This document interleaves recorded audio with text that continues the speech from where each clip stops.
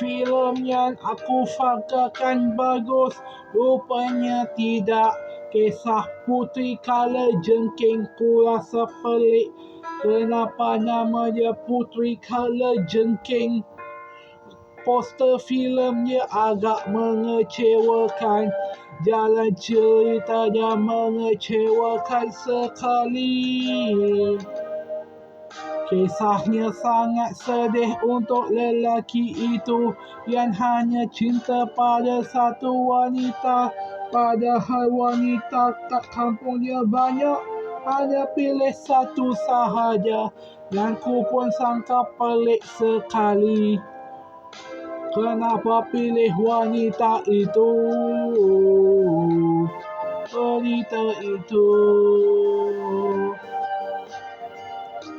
Puteri Kalajengking, ku sangkakan filmnya tentang perempuannya bertukar dari kalajengking jadian. Rupanya bukan.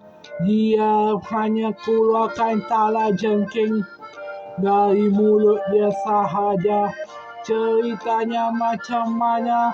Kisah suami dia dah mati berkali-kali. Itulah nama dia, jodoh dia takkan dapat.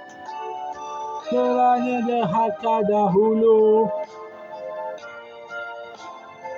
Memang itulah mimpi dia sendiri, jalan dia sendiri. Jalan ceritanya sangat membosankan.